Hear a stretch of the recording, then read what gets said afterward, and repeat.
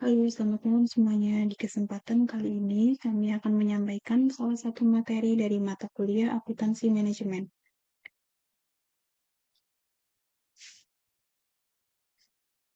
Materi yang akan kami sampaikan berjudul Manajemen Budgeting dan Controlling. Sebelum kami menjelaskan materi ini, sebelumnya kita akan perkenalkan anggota kelompok kami, yaitu saya sendiri, Cahya Aprilianingsih, dan rekan saya, Cut Elisa Fitri dan Diana Putri Mulia. Yang pertama, apa itu budgeting? Budgeting adalah komponen kunci dari perencanaan, yaitu rencana keuangan untuk masa depan yang mengidentifikasikan tujuan dan tindakan yang dibutuhkan untuk mencapainya. Budgeting berfungsi sebagai panduan dalam pengeluaran dan penggunaan sumber daya. Selanjutnya, jenis-jenis anggaran. Yaitu ada 3, ada anggaran operasional atau operational budget, anggaran modal atau capital budget, dan anggaran cash budget. Yang pertama, anggaran operasional adalah anggaran yang merinci pendapatan dan pengeluaran untuk kegiatan sehari-hari. Contohnya, biaya gaji, listrik, dan bahan baku. Yang kedua, ada anggaran budget. Anggaran budget digunakan untuk pengeluaran jangka panjang seperti pembelian aset tetap, yaitu contohnya gedung, mesin, dan kendaraan. Yang ketiga, anggaran kas. Itu adalah anggaran yang memprediksi arus kas masuk dan keluar dalam periode tertentu. Anggaran kas penting untuk memastikan likuiditas sebuah usaha. Baik, selanjutnya saya Cut Elisa Fitri dengan NIM 2023 0101 379 akan menjelaskan mengenai proses manajemen anggaran. Proses manajemen anggaran terbagi menjadi 6. Yang pertama ada perencanaan anggaran atau budget planning. Merupakan langkah awal menentukan tujuan dan strategi keuangan dengan menentukan sasaran organisasi atau perusahaan, memproyeksi pendapatan dan pengeluaran, menganalisis kondisi keuangan saat ini, dan mengumpulkan data historis dan tren pasar. Lalu yang kedua ada penyusunan anggaran atau budget preparation, yaitu menyusun dokumen anggaran secara rinci berdasarkan rencana yang telah dibuat dengan kegiatannya yaitu 1. Menyusun anggaran tiap divisi atau unit kerja. Kedua, melakukan koordinasi antar departemen. Ketiga, menentukan prioritas pengeluaran. Yang keempat, menggunakan metode anggaran tradisional berbasis nol atau kinerja. Lalu yang ketiga ada pengesahan anggaran atau budget approval, yaitu anggaran yang disusun diajukan untuk disetujui oleh manajemen puncak atau otoritas yang berwenang. Lalu yang keempat ada pelaksanaan anggaran atau budget implementation, yaitu menggunakan dana sesuai dengan anggaran yang telah disahkan untuk mencapai tujuan organisasi. Lalu yang kelima, yaitu pengawasan dan pengendalian atau budget control, yaitu memastikan realisasi anggaran sesuai rencana dan mendeteksi penyimpanan. Lalu yang terakhir, yaitu evaluasi dan tindak lanjut, yaitu menilai kinerja anggaran dan memberikan umpan balik untuk siklus anggaran berikutnya. Selanjutnya yaitu alat bantu yang digunakan untuk membantu perencanaan atau tools budgeting. Yang pertama ada spreadsheet atau Excel atau Google Sheet, yaitu berfungsi untuk membuat dan mengelola anggaran manual dengan formula. Kelebihannya yaitu fleksibel, mudah diakses, dan banyak digunakan. Lalu mempunyai kekurangan yaitu rentan kesalahan manusia atau human error.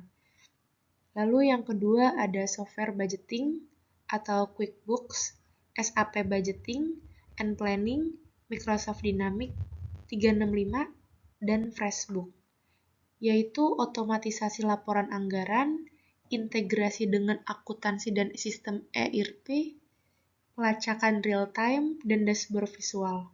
Lalu yang ketiga ada tools analisis anggaran, yaitu variance analysis tool atau menganalisis perbedaan antara anggaran dan realisasi. Lalu yang kedua ada skenario planning tool, yaitu menyusun berbagai skenario dalam kondisi ekonomi yang berbeda. Yang ketiga ada forecasting tools, yaitu memprediksi pendapatan dan pengeluaran masa depan berdasarkan tren data. Lalu yang keempat ada zero-based budgeting template, yaitu template yang mengharuskan setiap pengeluaran dibenarkan dari awal, bukan berdasarkan tahun sebelumnya. Lalu yang terakhir ada rolling forecast tools, yaitu digunakan untuk memperbarui anggaran secara berkala, misalnya setiap bulan atau kuartal, lebih fleksibel dibandingkan anggaran tahunan tetap. Selanjutnya akan dilanjutkan oleh rekan saya.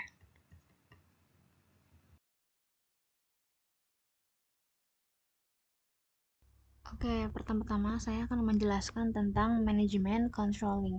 Apa itu manajemen controlling atau manajemen pengendalian? Adalah fungsi dalam manajemen yang bertujuan memastikan aktivitas organisasi berjalan sesuai rencana dan standar yang telah ditentukan. Kontrol ini dilakukan dengan memantau, membandingkan, dan melakukan koreksi terhadap kinerja aktual agar selaras dengan tujuan organisasi. Di sini juga ada fungsi utama. Yang pertama adalah menetapkan standar. Menetapkan standar yaitu organisasi menentukan standar kerja sebagai tolak ukur yang akan digunakan untuk mencapai nilai baik berupa target kuantitatif, misalnya jumlah produksi dan laba, maupun kualitatif, misalnya tingkat layanan dan kualitas produk. Standar harus jelas, terukur, dan relevan dengan tujuan perusahaan. Yang kedua ada mengukur kinerja aktual. Pada tahap ini, manajer melakukan pengukuran atas hasil kegiatan nyata di lapangan. Pengukuran dapat dilakukan secara periodik, harian, mingguan, dan bulanan, menggunakan data laporan, hasil survei, atau observasi langsung. Yang ketiga, ada membandingkan dengan standar. Hasil kinerja aktual kemudian dibandingkan dengan standar yang telah ditetapkan di awal. Tujuan proses ini adalah mengidentifikasi adanya selisih atau gap antara pencapaian nyata dengan target. Jika hasil sesuai atau melampaui standar, organisasi berada di jalur yang benar. Namun, jika terdapat deviasi, perlu diidentifikasi penyebabnya. Yang keempat ada mengambil tindakan korektif. Apabila ditemukan penyimpangan, manajemen harus segera mengambil tindakan korektif. Tindakan ini bisa berupa pelatihan ulang, revisi kebijakan, penyesuaian strategi operasional, dan perbaikan proses kerja. Tindakan korektif ini bertujuan mengarahkan kembali organisasi agar sesuai dengan standar dan tujuan yang telah ditetapkan. Oke, selanjutnya. Saya akan menjelaskan hubungan budgeting dan controlling. Yang pertama adalah budgeting sebagai alat ukur kinerja. Anggaran adalah standar atau target keuangan yang ditetapkan sebelumnya. Controlling membandingkan realisasi aktual dengan anggaran tersebut. Yang kedua, controlling membantu menjaga konsistensi anggaran. Melalui controlling, manajemen dapat memastikan pelaksanaan kegiatan tetap sesuai anggaran.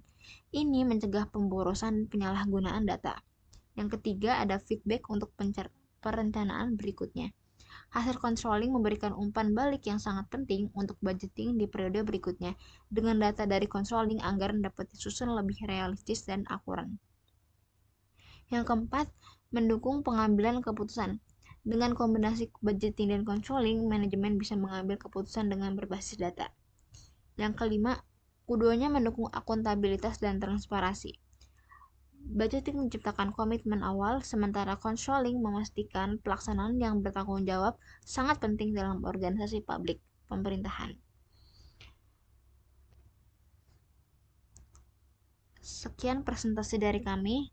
Mohon maaf bila ada salah kata. Terima kasih.